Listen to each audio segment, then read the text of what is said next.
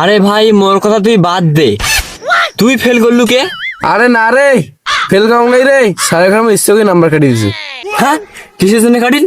আরে আর কইছি না রে, স্যার একটা বেরিয়ে আসলো। আসলো তো, পুনের সাথে আমার সেরকম একটা অ্যাফেয়ার চলছিল, তাই কি হয়েছে? ওই স্যার বেরির সাথে একদিন প্রেম করে ধরছুম, স্যার একদিন দেখছি। আরে শালা, তাই তো কং মুই না খারাপ স্যাংরা, মুই ফেল করছুম।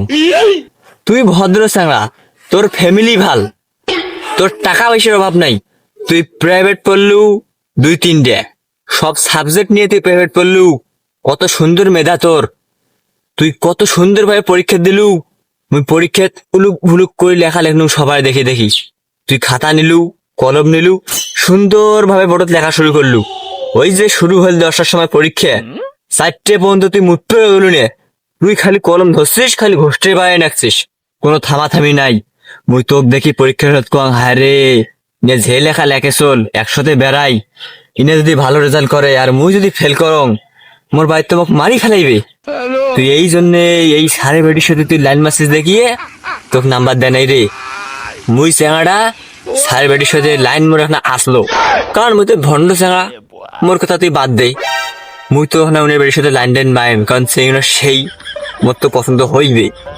উনিও সারে বেটিও মোর সাথে লাইন মাইস আসলো, কিন্তু এই সার ভেজাল, এই সার হইতে মোর প্রেমটা হইলে।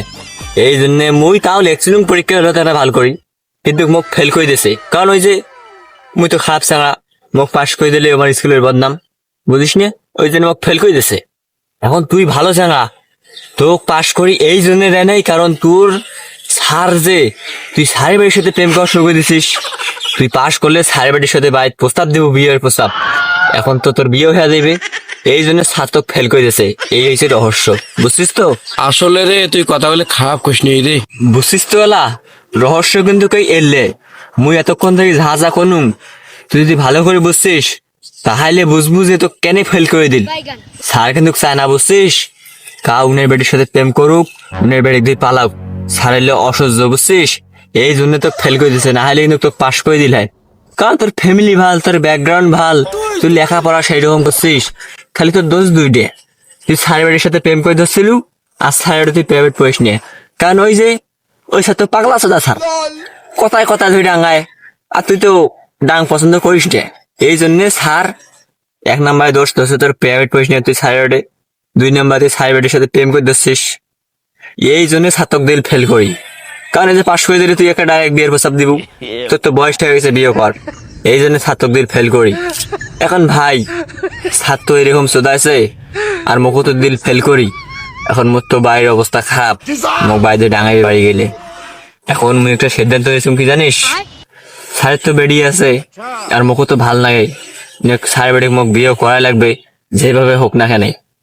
এখন ভাই মুই স্যারের বেড়ির সাথে, বুঝছিস, স্যারের বেড়ে দিয়ে পালে যাই, বুঝছিস, স্যারের বেড়ে দিয়ে পালাইম, ঢাকা দেওয়া লাগবে, বুঝছিস।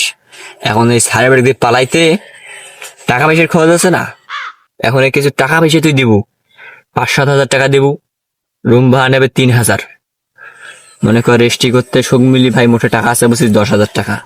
এখন 10,000 টাকা তো হবার নেই, বিয়েও করা, রুম ভাড়া, মনে কর 2-3 মাস মনে কর পালে দিয়ে থাকা লাগবে, মানে সারা লাগবে, একটা খরচ আছে না, সবে মিলে 30-40 হাজার টাকা লাগবে।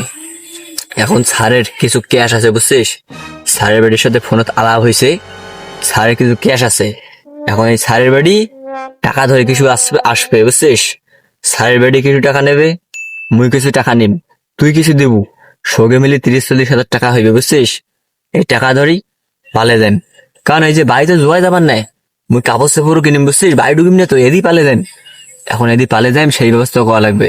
এখন তুই মোক কিছু সাহায্য কর, কিছু টাকা পয়সা দে, আজকে এসে 11 তারিখ, বুঝছিস, 13 তারিখ যেন পালে, তুই টাকা পয়সা কিছু দে রে ভাই, তুই না কইস নে, তোর পাং ধরে ধর তোর কাছে অনুরোধ করং রে ভাই, তুই টাকা কিছু দে, দিবু তো? তুই কোনো চিন্তা করিস নি, স্যার মোক ফেল করে দিছে না, তুই খালি পালাও, কত টাকা নাকি মই দিম। কজুত পানি আনি দিলু রে, ওরে মনটা ভরে গেলে তোর কথাটা শুনিয়া রে। বন্ধু হওয়া এইরকম যদি একটা বন্ধু হয়, 10টা বন্ধু নাগে না রে। কলচের বন্ধু তুই রে, তুই তোমার কলচের বন্ধু রে, তুই মোর কলজে রে, কলজের পানি আনি দিলু রে। তা কথা ওইটা থাকলে রে ভাই, তুই টাকা দিবু, 10 থেকে 12,000 টাকা, কারণ তোর মন্দির যদি ভালো হয় তাহলে 15,000 মিট করে দে, সমস্যা নেই। আর চাপ নেই, আমি তোকে দিয়ে দিম 15,000 দেব, বুঝছিস?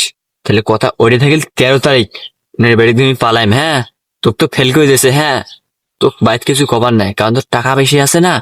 তোকে স্যারক কিছু ঘুষ দিলে এমনি তোকে পাশ করে দেবে, তুই টেনশন করিস নে। তুই থাক, তোর সাথে ফোনত আলাপ হইবে, বুঝছিস? মুই এই সিম খেন আছে না, মোর সাথে তোর সাথে মাঝে যে সিমত কথা হয়, ওই সিম খেন মুই ফেল দিম। তোর নাম্বার তো আমার মুখস্থ আছে, বুঝছিস? তোর নাম্বার থাক, মুই মনে কর 11 তারিখ 12 তারিখ চলে যাম, চলি যা, বুঝছিস? কোন দিন যাং বুঝছিস? একটা আমি পালে যাই, তোর সাথে সব যোগাযোগ হইবে, বুঝছিস? মুই পালে যাই, তুই তো জানবু নে যে মুই পালে গেলুম। তো এমন কিছু করিম না যে তোর কোনো অপরাধ থাকবে পালে যাওয়া, বুঝছিস? কোনো টেনশন করিস না, আমি আসুম। আমি পৌঁছিয়ে, বুঝছিস? তোর সাথে আমার যোগাযোগ হইবে, কাউকে কোনো কিছু করিস নে, তার টেনশন আর করিস না, বুঝছিস? থাক, ভালো থাক, তোর সাথে যোগাযোগ হইবে পালে যাওয়ার পর। আচ্ছা, কথা ওইটা থাকিল, তা থাক। তা ভাই থাক, কারণ পালে যাওয়া লাগবে মনে কর 13-14 তারিখ, বুঝছিস? জোগাড় করা লাগবে না সবকিছু।